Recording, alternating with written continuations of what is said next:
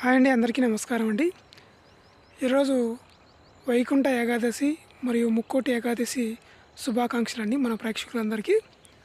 చూడండి, మా తోట దగ్గర ఉన్నామండి, కొత్తిమీర తోట అండి ఇది.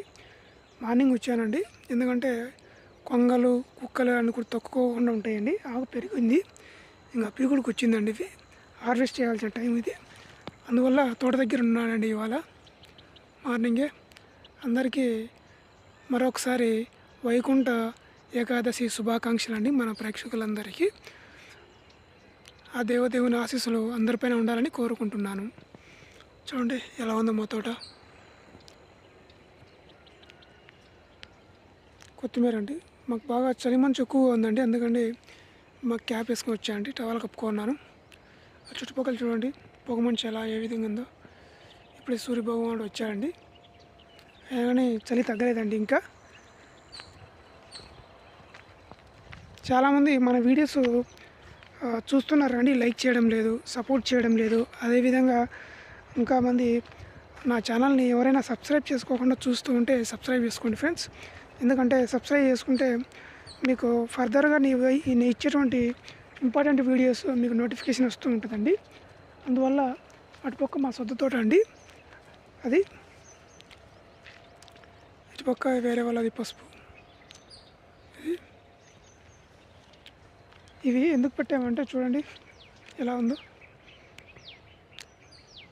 ఇవి కొంగలను రాకోకుండా, నైట్ పూట అడవి పందులు కూడా రాకోకుండా ఉంటాయని ఇలా పెట్టామండి. ఆ కట్టెకు అలా పాస్పోర్ట్ సంచి వైట్తో అలా పెట్టామండి. అటుపక్క వెళ్ళి మా సొంత తోట చూపిస్తాను మీకు. నారు ఎలా ఉంది ఏంటనేది. పక్షుల శబ్దాలు వినండి ఒకసారి.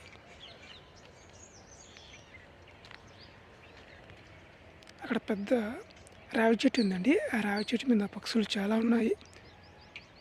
శబ్దం బాగా వినపడుతుందండి, అడుస్తున్నాయి మార్నింగ్. అవి మీకు వినిపిస్తుంది అనుకుంటున్నాను. చూడండి, అది కొంచెం లాంగ్లో ఉంది కదా. చూడండి పక్షులన్నీ ఎలా ఎగురుకుంటూ వెళ్తూ ఉన్నాయో. మీ ఏరియాలో చలి ఏ విధంగా ఉందో కామెంట్ చేయండి. మాకైతే చలి మాత్రం చాలా ఎక్కువ ఉందండి, చాలా అంటే చాలా. వచ్చామండి మా తోట దగ్గర. చూడండి ఇదేనండి మా సొంత తోట. హైబ్రిడ్ అనేది ఇది మొగనారు ఆడనారు అంటాం కదా. ఇప్పుడు ఆడ విత్తనాలు చల్లుకోవాలండి, మొగడికి చల్లుకొని నారులాగా తీసుకొని నాటాల్సి ఉంటుంది. చూడండి మేల్ ఫీమేల్ అండి, ఇది క్రాసింగ్ అవుతుంది. ఇది పంటకాలం వచ్చేసి మనకు 90 రోజులు, 3 నెలల పాటు పడుతుందండి ఇది హార్వెస్ట్ చేసేసరికి. ఇంకా ఇప్పుడు జనవరి తర్వాత, జనవరి ఫిబ్రవరి మార్చి ఎండింగ్ కల్లా వస్తుందండి ఇది తోట. ఇప్పుడు సమ్మర్ స్టార్ట్ అవుతుంది కాబట్టి చాలా వరకు సమ్మర్ సీజన్లో పంటలు వాటర్ ప్రాబ్లమ్స్ వస్తాయని చెప్పేసి ఇలా శ్రద్ధ ఇలా వేసుకుంటారండి. చూడండి దీనికి 10 నుంచి 12 తల్లు నీళ్ళు పడతాయండి. మనం సొద్దకు వచ్చేసి ఇంకా పురుగు మందులు, పెస్టిసైడ్స్ ఇవన్నీ ఉంటాయండి, ఫెర్టిలైజరు ఇవన్నీ చేయాల్సి ఉంటుంది.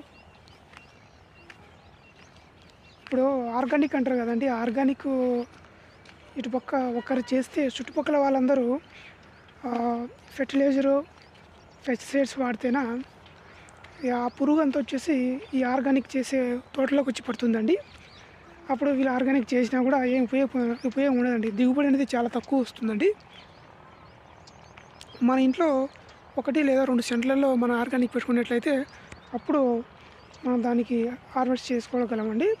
ఇలా ఎక్కువ ఎకరాలలో హార్వెస్టింగ్ చేయాలంటే ఆర్గానిక్ కష్టం అవుతుందండి. చాలామంది చేస్తామంటారు, కానీ మీరు వాళ్ళు అన్ని జీవామృతాలు అవన్నీ కొడతారండి, ఊరికైతే ఏమీ రాదండి. కొనుక్కునే ముందు కాయగూరలు కానీ ఆకుకూరలు కానీ 1-2 సార్లు మనం చెక్ చేసుకోవాల్సిన అవసరం మన మీద ఉంటుందండి. మన ఆరోగ్యం మన చేతుల్లో మనమే కాపాడుకోవాలి కాబట్టి అదండి విషయం.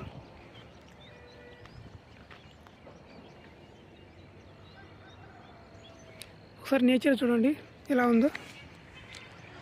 ఎందుకంటే కెమెరాలో కాబట్టి సరిగ్గా కనిపించట్లేదు, మీకు రియల్గా చూస్తే చాలా బాగుంటుందండి.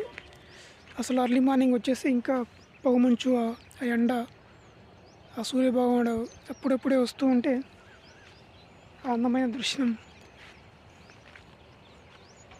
ఇదేనండి. ఇలా 2 కాయలకు వచ్చేసి మనం నాటుకోవాల్సి ఉంటుందండి సుతనార అనేటువంటిది. ఎందుకంటే మన క్రాసింగ్కు ఎప్పుడేం ప్రాబ్లం లేకుండా ఉండి అందుకోసం అని చెప్పేసి నా వీడియోలను మన ప్రేక్షకులందరూ ఆదరిస్తారని కోరుకుంటూ, అదేవిధంగా సబ్స్క్రైబ్ చేసుకుంటారని, ఈ వీడియోకి ఒక లైక్ చేయండి.